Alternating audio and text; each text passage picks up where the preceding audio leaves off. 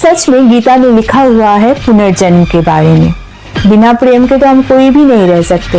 ये जो मेरी आत्मा हम बोलते हैं ना, अगर हम सच में खुद को आत्मा मानते हैं, जन्म होता है, मृत्यु भी होता है और पुनर्जन्म भी होता है। के बाद जन्म तो होता ही है। 9 नवंबर के पूर्ववत होगा और उनके हमारी वही इच्छाएं पुनर्जन्म का कारण बनती है। इसके दादाजी ही हैं जो फिर से आए। नमस्कार दोस्तों, पुष्पिता टॉक्स के एक नए वीडियो में आप सबका स्वागत है। आज के इस वीडियो में हम बात करेंगे पुनर्जन्म क्या सच में होता है। अगर पुनर्जन्म सच में होता है तो किसका पुनर्जन्म होता है?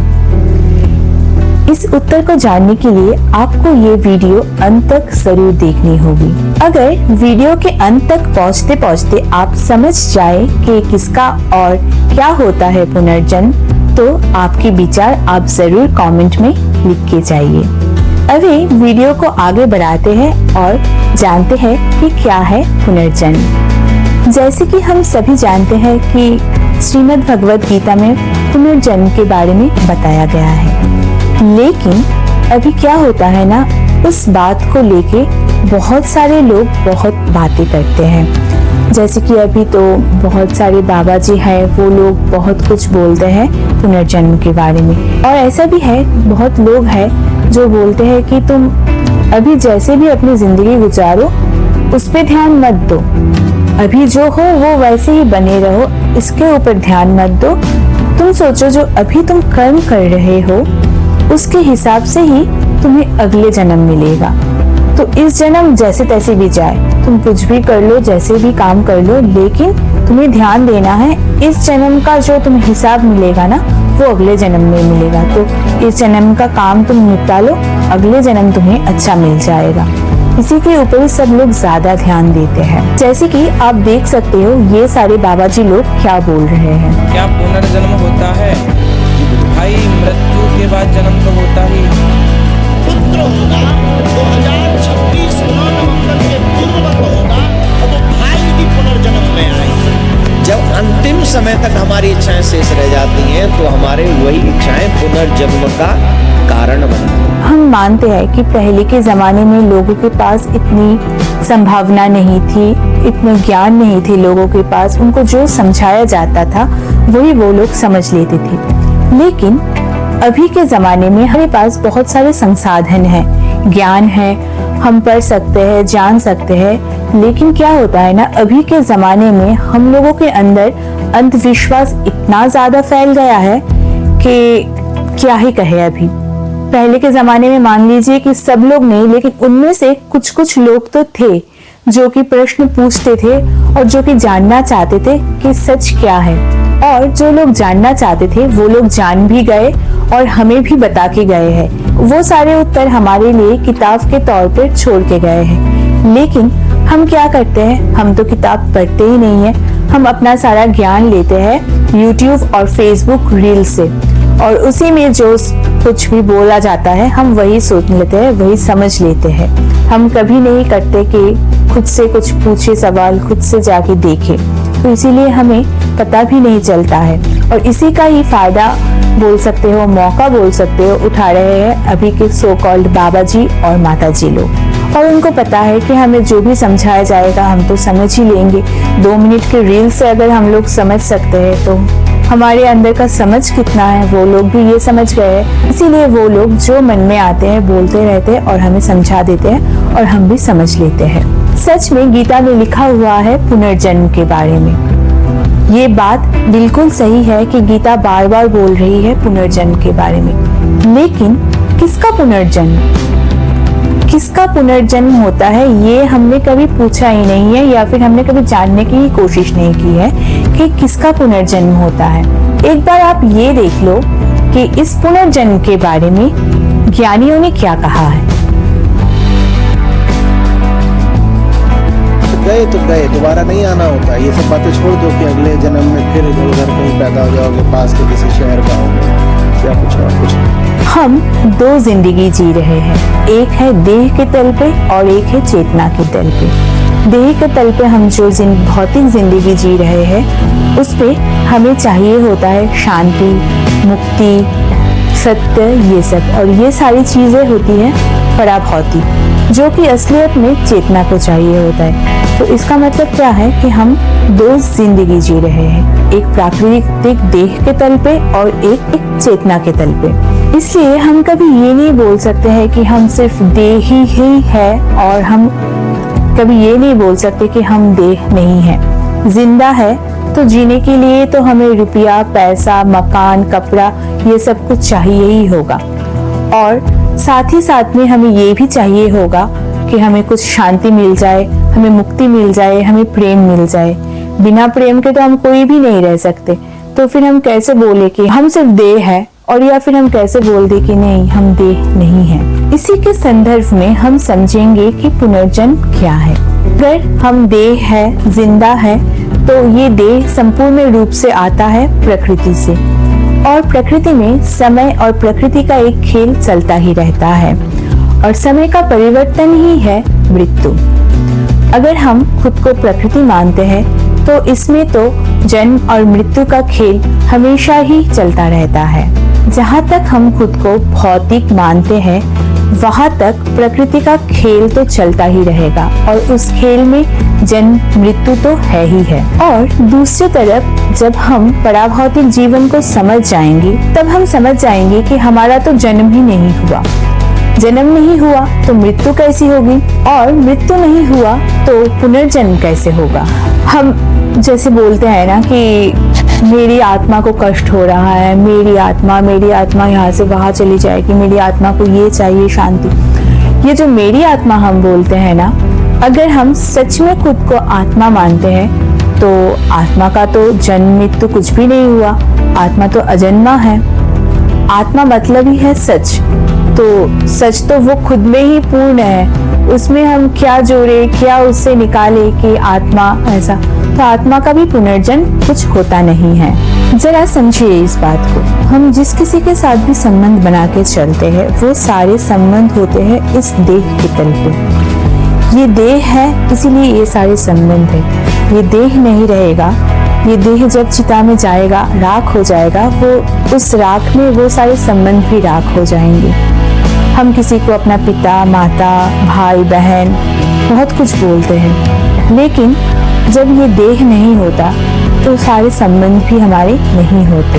जैसे ही मैंने पहले बताया, अगर हम खुद को आत्मा मानते हैं तो फिर आत्मा का तो कोई जन्म भी नहीं होता, मृत्यु भी नहीं होता। और अगर हम खुद को सिर्फ देह ही मानते हैं तो हमारा तो सिर्फ ये एक ही जन्म है, दूसरा कोई जन्म नहीं है, क्योंकि मृत्यु के बाद जब राख हो जाते हैं तब और कुछ भी नहीं रहता हमारे पास। लेकिन अगर हम खुद को अहम वृत्ति के साथ जोड़ ले तो फिर ये बात सही है कि अहम वृत्ति का जन्म तो बार बार होता है, मृत्यु भी बार बार होती है, और उसका पुनर्जन्म भी होता है। इसके लिए आपको ये बात थोड़ा ध्यान से समझनी होगी कि अहम वृत्ति क्या है। अगर हम खुद को सिर्फ देह ना मान के मूल अहम वृत्ति के साथ जोड़ ले तो फिर हम कभी भी हम खुद को कुछ अपने नाम से नहीं पुकारेंगे कि मेरा नाम तो है टुन्नू, या फिर मेरा नाम है झुन्नू, या फिर मेरा नाम है मुन्नू। हम खुद को एक नाम से नहीं जानेंगे, क्योंकि हमारे सारे संबंध तो हमारे देह और हमारे नाम के साथ ही जुड़ा हुआ होता है ना, कि ये तो मुन्नू के पिताजी है, वे तो झुन्नू के पिताजी है, या फिर ऐसे ही सारे हमारे संबंध होते हैं। लेकिन अगर हम खुद को किसी नाम से ना जोड़े, सिर्फ मूल अहम वृत्ति से जोड़े, तो फिर ये सारी दुनिया हमारे बच्चे हैं, हम सारी दुनिया के बच्चे हैं, सारी दुनिया ही हमारे परिवार है। सिर्फ और सिर्फ 20-25 जन का जो परिवार है एक, जिनको हम जानते हैं, वही नहीं, बाकी जो भी है वो भी हमारे सब परिवार ही होंगे अगर हम खुद को मूल अहम वृत्ति से जोड़ दे तो। अभी तक हमने 3 स्तर की बात की है। एक है देहधारी व्यक्ति, एक है आत्मा, और एक है मूल अहम वृत्ति। अगर हम ध्यान से देखें तो हम देख सकते हैं कि देहधारी व्यक्ति की अगर एक बार मृत्यु हो जाए तो फिर उनका दूसरा जन्म नहीं होता। दूसरी बात, जो आत्मा जिसे हम सत्य जानते हैं वो अजन्मा है, उसका भी कोई जन्म, मृत्यु या पुनर्जन्म नहीं होता। लेकिन जो तीसरा स्तर है ना, जिसकी मैं बात कर रही हूँ, मूल अहम वृत्ति की, उसका तो जन्म होता है, मृत्यु भी होता है और पुनर्जन्म भी होता है। जैसे कि आप समझिए, मुन्नू किसी की माँ है, ठीक है, और टुन्नू किसी का पिता है। मुन्नू की मृत्यु हो गई है, मुन्नू नहीं जन्मेगा, लेकिन माँ जरूर जन्मेगी। टुन्नू, उसका भी मृत्यु हो गया है, लेकिन टुन्नू कभी नहीं जन्मेगा दोबारा से, लेकिन पिता का जन्म जरूर होगा। उदाहरण के लिए आप ये देख सकते हैं कि सबसे अच्छा एक उदाहरण मैं लेती हूँ, वो है समुंदर। आप कभी भी समुंदर के पास जाओ ना, तो आप ध्यान से ये देखना कि समुंदर में तो बार बार लहर आती ही रहती है, लेकिन एक जो लहर अभी आके गया है वो दोबारा वापस नहीं आएगा। एक लहर बहुत ऊंचा, बहुत बड़ा होता है, एक लहर थोड़ा छोटा होता है। मान लीजिए एक लहर में 500 लीटर पानी थी, मान लीजिए, मैं जस्ट बता रही हूँ। दूसरे लहर में 1000 लीटर, तीसरे लहर में 100 लीटर, बहुत छोटा सा एक लहर है, लेकिन उनके गुण एक है। एक लहर उठी, फिर वो चली गई, दोबारा से एक छोटी सी लहर हो सकती है, वो उठी, वो चली गई। तीसरी लहर जो बहुत बड़ा है, ऐसे बहुत बड़ा एक लहर उठा, लेकिन वो भी मिट गया। तो इसका मतलब क्या है, जो लहरें होती है ना, उनके सारे गुण एक जैसे ही होते हैं, लेकिन वो पहले वाला लहर वापस दोबारा से नहीं आता है, लेकिन उसका गुण आता है, और वही गुण है अहम वृत्ति। जैसे मान लीजिए कि आज से हजारों साल, लाखों साल पहले माँ जैसी थी, पिता जैसे थे, अभी भी माता पिता वैसे ही है। आप ये बोल सकते हो कि हाँ, बहुत सारे चेंजेस आ गए, चेंजेस आए हैं, लेकिन उनका जो मूल वृत्ति है ना, मूल जो उनका है, माता पिता का ममता जो है, उनका मोह जो है उनके बच्चे के प्रति, वो अभी भी एक ही है। माँ 100 साल पहले, 1000 साल पहले जैसी थी, अभी भी वैसी ही माँ है, और पिता भी वैसे ही है, सारे वैसे ही है, लेकिन थोड़ा बहुत तो चेंजेस आए हैं, लेकिन मूल जो वृत्ति है वो एक ही है। मैं आशा करती हूँ आप लोग समझ गए हो कि मैं क्या बोलना चाहती हूँ। इसका मतलब क्या है कि माता पिता तो रहेंगे, माता पिता का पुनर्जन्म होगा, लेकिन वो टुन्नू पिताजी, मुन्नू माताजी नहीं रहेंगे। माता पिता सिर्फ रहेंगे। माता पिता का जो गुण है, उस गुण का पुनर्जन्म होता है, लेकिन वो देहधारी जो माता पिता है, उनका पुनर्जन्म नहीं होता है। लेकिन अभी क्या किया गया है ना, पुनर्जन्म को लेकर बहुत सारी कहानियां बताई गई है। जैसे कि आप देख सकते हो, यहाँ पे ये बता रहे हैं कि किसी फलाने व्यक्ति की जन्म बिहार के किसी गांव में हुआ है, जो कि किसी दूसरी भाषा में बात कर रहे हैं, तो पता चला है कि उनका तो जन्म जर्मनी में हुआ था पिछले जन्म। ये बिहार में बच्चा पैदा हुआ है लेकिन बोलता था, लेकिन समझ में नहीं आता माता पिता क्या बोल रहे हैं। पिछले जन्म में वो जर्मनी में था, वहां उसकी मृत्यु हुई थी। अगला कैसे हो सकता है? अगर हम ये भी मान ले कि हमारी तो 84 लाख योनियों से गुजर के हमें आना पड़ता है, तो एक बार मनुष्य जन्म मिलता है। तो अगर ये बात हम मानते हैं, तो फिर ये कैसे हो सकता है कि बार बार कोई मनुष्य योनि में जन्म ले रहा है? हो सकता है अगले जन्म में हम किसी चींटी या किसी कुत्ते या किसी बिल्ली या कोई पेड़ पौधा होकर जन्म ले। ये कैसे हो सकता है कि तुम इस जन्म में अच्छे कर्म करोगे तो अगले जन्म में तुम्हें उसका फल मिलेगा, तुम किसी अमीर घर में जन्मोगे या फिर किसी गरीब घर में जन्मोगे, लेकिन तुम जन्मोगे तो जन्मोगे इंसान होके ही, कि फल भुगतने के लिए तो इंसान होके ही जन्मना पड़ता है ना। अगर कोई श्री कृष्ण की बात को समझ जाए कि श्री कृष्ण गीता में क्या समझाना चाह रहे हैं पुनर्जन्म के बारे में, तो कोई व्यक्ति ये सारी बातें नहीं करेंगे। लेकिन ये सारी बातें ना बहुत चलती है, क्योंकि इस सारी बातों से हमारी अहम को पुष्टि मिलती है। हम खुद को महान मानते हैं कि अरे हमारे पास तो क्षमता है कि हम अपने अगले जन्म को डिसाइड कर सकते हैं, या फिर कुछ भी काम करो इस जन्म में, क्या है इस जन्म में तो हमें कुछ भी फल नहीं मिलेगा, कुछ भी नहीं मिलेगा, अगले जन्म में देखा जाएगा, तब देख लेंगे कि क्या होता है नहीं होता है। जी लो किसी भी तरह इस जन्म में, अगले जन्म का तो ऑप्शन है, शायद ये जन्म खराब जा रहा है, अगले हमारे पास सेकंड चांस तो है ही। ये समझ लो अच्छी तरह से कि हमारे पास कोई सेकंड चांस नहीं है, जो है अभी है यहीं पे है। हम दोबारा से वापस कभी नहीं आएंगे। एक बार चिता में जल गए, राख हो गए, तो फिर राख ही बचेगा और कुछ नहीं बचेगा हमारा। हम नहीं रहेंगे दूसरे जन्म के लिए, दूसरे कुछ भोगने के लिए। तो जो भी है इसी जन्म में है, इस जन्म को अच्छे से जी लो। इस जन्म में ऊंचा से ऊंचा जो भी हम कर सकते हैं ना, हमें वही करना है। और प्रकृति के तल में तो पुनर्जन्म हमेशा चलता ही रहता है। जैसे कि मान लीजिए कि आप अभी दुखी हो और कुछ क्षण बाद आपके लिए एक खुशखबरी आ जाए, या फिर आप जिस वजह से दुखी हो वो वजह ठीक हो जाए, आप खुश हो जाओ, तो क्या हुआ? जो व्यक्ति 1 घंटे पहले दुखी था, क्या वो व्यक्ति 1 घंटे बाद दुखी है? वो तो खुश हो गया ना, वो बदल गया। जो व्यक्ति 1 घंटे पहले था वो अभी नहीं रहा, दूसरा व्यक्ति है जो कि खुश है। मान लीजिए कि आप खुश हो, आपके पास अभी एक फोन आ जाए कि फलाना जगह पे कुछ हो गया है या फिर फलाना व्यक्ति का कुछ हो गया है, तो आप दुखी हो जाओगे।